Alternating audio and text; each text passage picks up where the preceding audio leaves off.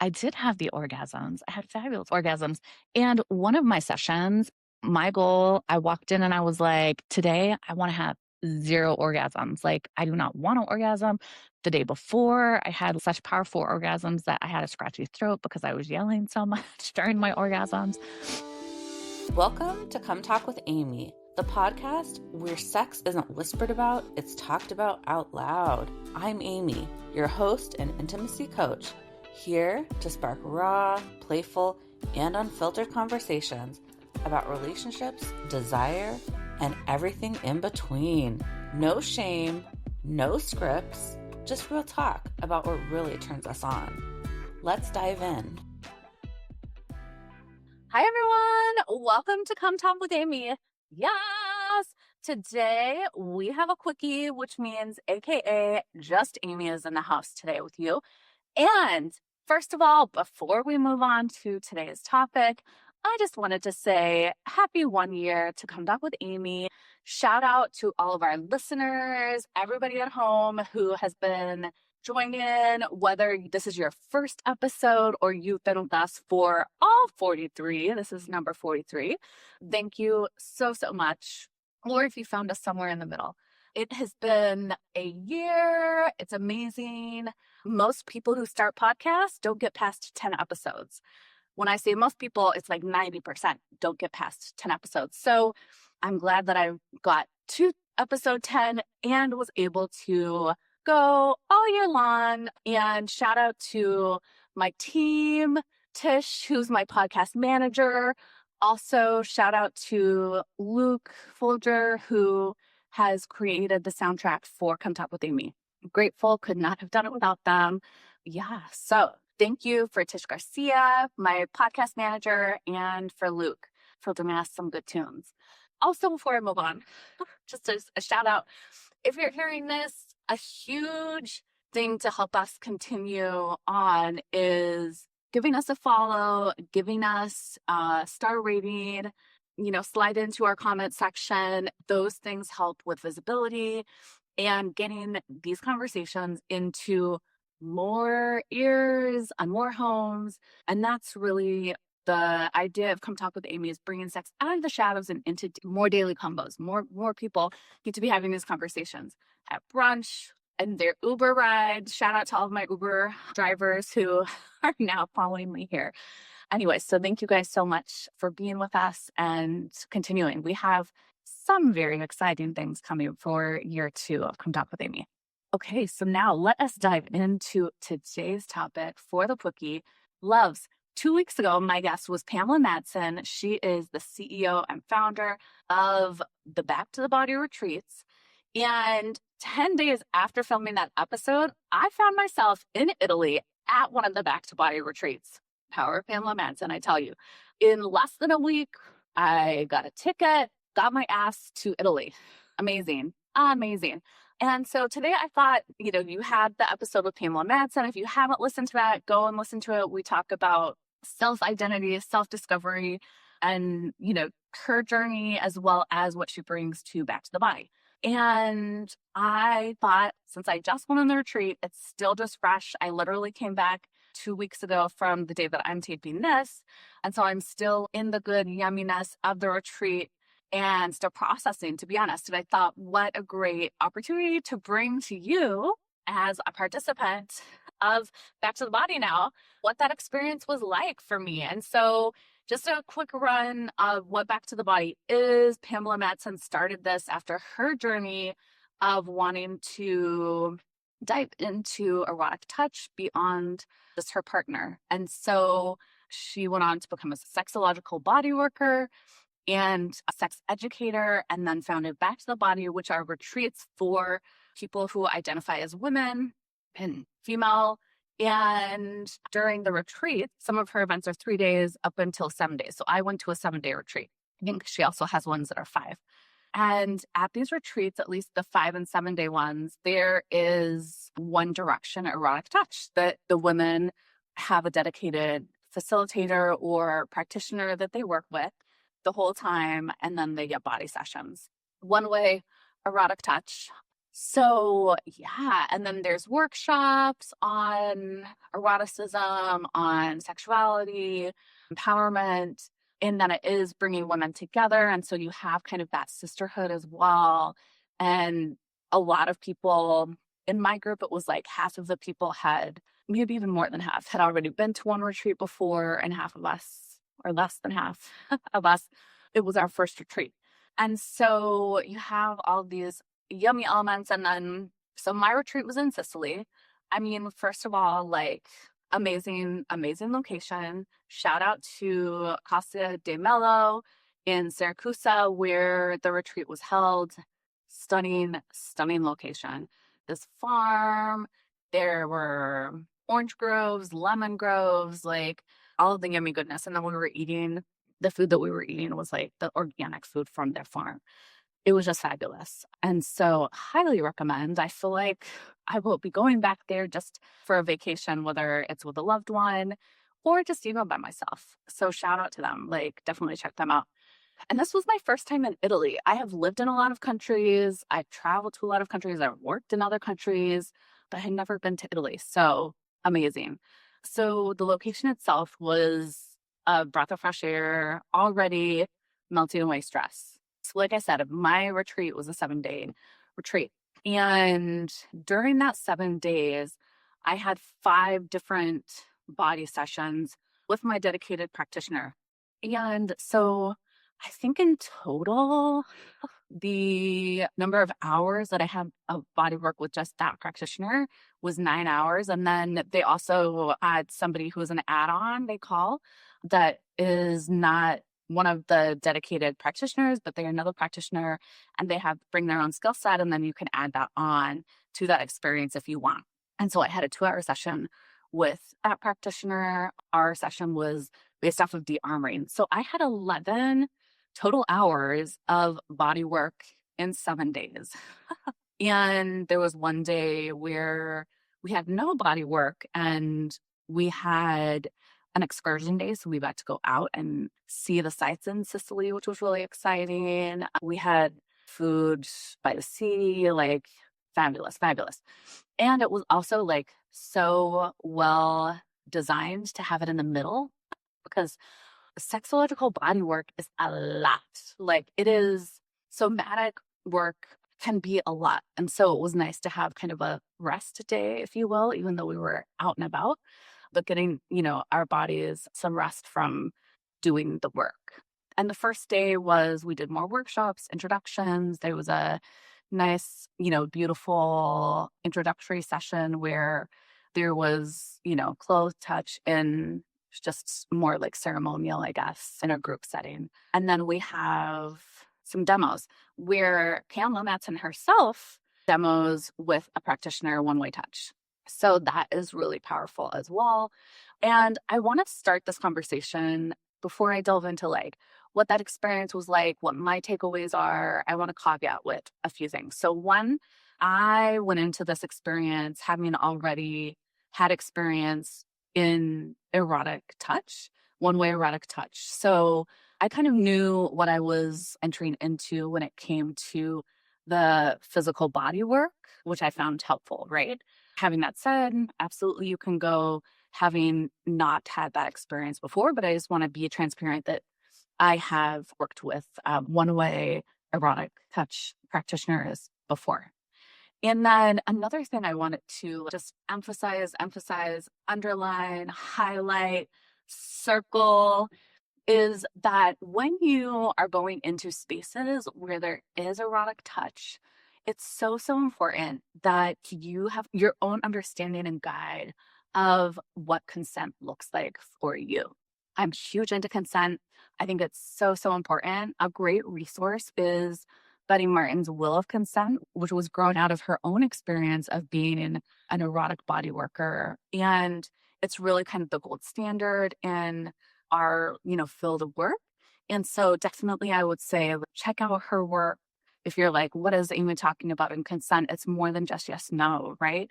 Especially when there is that erotic touch element. That is just, again, underline, circle, highlight, advocate for what does consent look like for you Because in these spaces, whether it's a play space, whether it's these retreats, temple nights, working with DOMs or other sexological body workers, erotic body workers, consent looks different to different people and it will be handled differently in different spaces. And so I think it's really, really important that you have an understanding of what you want the consent conversations to go. You can initiate those conversations before you book anything. Ask them what consent looks like to them. How will they step you through that process? Are there verbal and nonverbal words that you're going to use to help, know when things are a red light, a green light, and yellow light, for instance? Some people use scales. There's also like, can you look at their tools that they want to use? What is okay to touch, at the get go? What do you want them to like definitely, ask you before they touch? And what is an absolute no? And why? I think that those are like, it's so important to be empowered in these spaces where you are going to receive erotic touch because it's a safety thing. When you feel safe and empowered in these spaces, you're going to be able to get more out of it, right? You're going to be able to drop in to your body and into the experience. So, all right. So, what was my experience like? Well, I'll start by saying what I was expecting.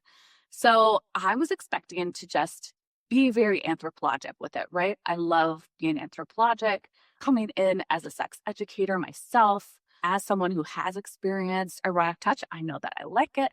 I know some things that I definitely wanted to be part of the sessions, which I was able to have a conversation with my practitioner before I went to Italy. And we had a comprehensive discussion about that and I was able to let my wants and needs and goals known. We had another conversation, a 30-minute conversation the first day to touch base, re-emphasize, did anything change? Some things had changed for me. Some things that I had said, like, I definitely want to experience. I was on my period. I just started my period that day, I think, or the day before. And my practitioner was so sweet, who was like, is there like a ceremony that you want around your period? And I'm like, no, I just wish I didn't have my period when somebody's hands are going to be all up in my business. I'm like all feeling bloated and stuff. But because I was conscious of that aspect of my body and my body was just doing what bodies do, I was also like feeling a little sick too at the beginning, the first day or two. And so I was like, this one thing that we talked about before I came here, I would like to take that off the menu for the next day or two. We can address it later, but like it's not something that I want to think about or want to experience. So I knew that I liked erotic touch. I am a sensation whore. So I was like, show me the toys that you have, show me the different tools, like the BDSM tools that you brought, the floggers, the paddles, the feathers, all of the things, right? I brought something of my own to include onto the table as well. So I knew that like I wanted to incorporate sensation play into our sessions. And for me, my goal was not to deepen my orgasms because I already have been on that journey of one, discovering my orgasms. And I'm a person that my whole marriage did not orgasm and sex was painful. Getting out of that situation, you know, I've talked about this on other episodes, but I've been able to heal that aspect through other work that I've done. And I'm multi-orgasmic. I have very strong orgasms, or I can have strong orgasms. So for me, I knew that the point was not to discover more orgasms for myself. I'm always open, actually, to discovering different kinds of orgasms. About a year ago, I realized that I can have tickle orgasms, which I didn't know about myself before. And since then, like that one person gave me tickle orgasms. And then, I've had one more experience where another person's given me a tickle orgasm. So I was definitely open to learning about different and experiencing other orgasms. But my point is that, like, for me, I was very familiar with like the structure of my orgasms, how I experience orgasms, etc. So I was just like, I'm here to be like a sensation goddess, to enjoy and to like drop into my body. I also had the goal of being present, which is like always my goal when it comes to anything sexual, and feeling grounded and like de-stressing because I was at a point in my life where it would just stress has been stressing this year. So that's what I had aimed for. That's what I had communicated with my practitioner. And I will happily say that I did get to experience all of that. And the cool thing is that not only did I get to experience all of that, the things that I actually ended up learning and valuing even more than that were things that I had no clue that I was going to learn or experience. So I'm glad to say that the goals that I walked in with, I definitely experienced. And having that said, the things that I had no clue that I would experience and that I actually value the most of my experience were not even on my docket. And like I mentioned, this experience ended 2 weeks ago. I am still processing. And I will say that about body work. This retreat, like I mentioned, I had, 9 hours of body work with one practitioner and then an additional 2 hours with another practitioner, a 1 week span. That is a lot of body work to experience in a short amount of time. So I'm still processing this 2 weeks later. And so I just wanted to put that out there. So that's another thing that I think I mentioned, the consent. Also, what are your support networks? How do you support yourself when triggers come up, right? How do you self regulate? Are there people that you can call while you're having this experience? Yes, you have the group of women who are all experiencing the same thing with you, which is amazing. And you can help kind of process together. And like I found that we weren't really talking about what was actually going on in the sessions. We weren't talking about it with our practitioner. The next day, when I would go for my next session with practitioner, I would touch in and say, like, this is my goal for today. This is what I liked, what I want more of. This is what maybe we can take off the table, etc. So we did have that like point of touching base. But for me, like, I have the tools to self process. And that's just something that I feel like would be really helpful to have that baked in more, just an understanding that is more self guided. So while there are the workshops, there is something that they call the nest. That's more of a like cuddle puddle type of situation than rather, we weren't really talking about and processing the sessions. And so for me, I would have loved to see that built in. And so if, you go to a retreat or an experience like this where that's not built in with your practitioner or with another facilitator, then you want to think about, what can I put in place? What are my supports, right? Whether it's a spiritual person, whether it's your, BFF, your sister, whoever, who are your go to people and supports, therapists that you can lean into to help process everything that comes up for you during as well as after. We always want to look out for our psychosocial health, right?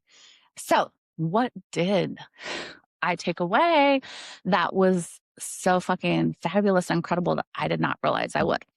One largely was the somatic aspects of it. And this is like kudos to the specific practitioner that I had because they are very somatic based, they're very breath based and spiritual based, I think. So my experience aligned with that in a lot of ways. And I think it's also because that's what I needed without knowing that that's what I needed. And so I walked away with feeling more in my body, which I know that the program is called Back to Your Body. So shouldn't sound like that surprising, but just the somatic work that I did, I have been more present in my day to day. So this is outside of the sexual aspects of it. I've been incorporating more movement in my day to day as well. I feel more just grounded in general. And something that, I had some like really profound shifts that happened for me. And I think, again, going back to kudos to my practitioner that I was with, is they created a space and an environment where I felt safe enough to really drop in and to do that deep work. And when things did come up and I was able to share them with him, like after the session, the next session, he was able to like bring in and incorporate stuff and really explore further. And so that was just so, so huge. because things did come up that I was like, "Oh, I didn't realize that that was stored in my body." But because I felt safe, because me and my practitioner did create consent structure and a safety structure, I was able to really feel into that and really tap into my body. And again, my practitioner was very much into breath work, and we incorporated that into the sessions. And that was huge. And that's something that like now I'm using in my day to day too, is like regulating with breath. So those were things that were like, that are not really sexually based, right? They're not erotic based, but we were bringing them into an erotic space. And the work that I did has shifted a lot of, and I would like to think like some neuroplasticity has happened and shifted for me in the work that I did with my practitioner. So huge, huge, huge, huge. I did have the orgasms. I had fabulous orgasms. And one of my sessions, my goal, I walked in and I was like, today I want to have zero orgasms. Like, I do not want an orgasm. The day before, I had such powerful orgasms that I had a scratchy throat because I was yelling so much during my orgasms. And then that morning, I had just worked with the add on facilitator and we did the armoring work. That was really powerful and a lot of breath work, a lot of physical stuff. So by the time I got to my practitioner, I was just drained. And I was like, I don't want to orgasm. And it was like such a fabulous session. And there was pelvic touch, but it was not erotic or orgasmic, but it was like exactly what I needed. It was down regulating. It was like, I like to say acupressure for my pussy. Yes, please. Yes, please. Another thing that I walked away with was sisterhood and friendships. I made some like really, really amazing friends, the women who were at the retreat. It's a self selected group, right? I have not been to other retreats for Back to the Body, but, Pamela did mention that she really tries to take the competition piece out. Nobody's trying to compete for anything. She gives everybody the same meal, right? Everybody the same selections when it comes to practitioners and what everyone's getting. And so I think that that's really beautiful. And then, yeah, just being in another location outside of my house, outside of my city was relaxing and so fucking fabulous. Something that was really, really cool that I also experienced was the last two sessions, I was able to go into like erotic trance state in the sessions. And I've experienced that like once or twice in my life before. And here I was experiencing it like 2 days in a row. So powerful. So powerful, so yummy. And again, because I felt safe and my practitioner had created such a safe container for me. And then also like using, the skills that he had, I was able to drop in fully into the experience, fully into my eroticism. And that stuff is just fucking fabulous. It's like drugs without having to inject anything. Or smoke anything or whatever. Like it's erotic drugs. It's you're actually like feeding off of your own hormone high. And so that was really, really powerful. And like more of that, please. We can't have that in every encounter, right? But that was something like that was really, really cool to experience that I'm grateful for. So, yeah, I could go off forever. Like I said, I'm still processing everything that I experienced at this retreat because I do feel, like I mentioned, it's a lot of work, like 11 hours of body work, and things do come up. But I feel so much more in my body and somatically based now, which is fabulous. I mean, my coaching certificate is embodied intimacy and relationship coach. So in my coaching course, I'm with my coaching clients, I use embodied practices. And this because there was a hands-on component to it, like it was just more deep and more luscious. And so, so grateful that I had that opportunity. Again, I want to emphasize if you are seeking body based work, which I'm a huge fan of, I think you can have a lot of different breakthroughs. People go for and seek this type of work for a lot of different reasons, right? Pamela, she just wanted another man's hands on her body, right? She had been married with her husband for 20 plus years. And she wanted to stay married to her husband. And the sex they were having was great, but she wanted to experience something different.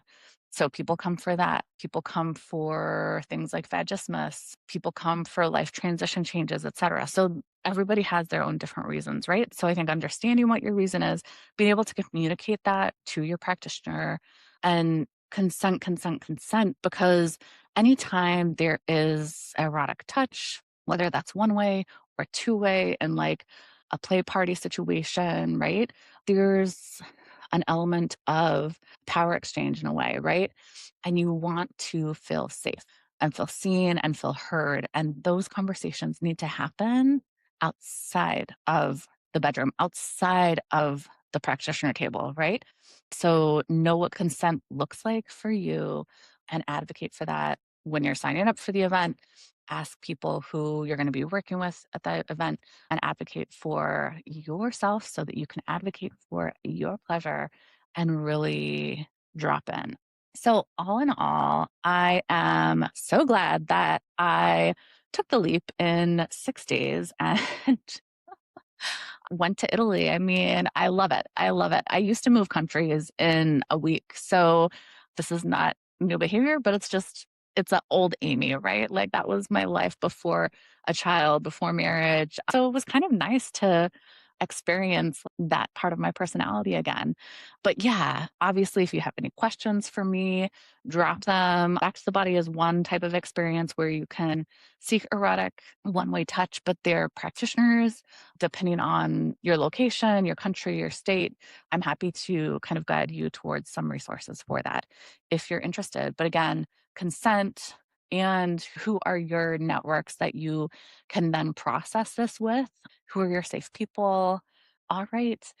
Thank you for joining me for this quickie that wasn't that quick because I talked a lot. But thank you again for helping me make it to 1 year Come Talk with Amy. So, so grateful for my community. And I just want to say remember to masturbate, lubricate, and get it. Thank you for coming. Please come again, and come again.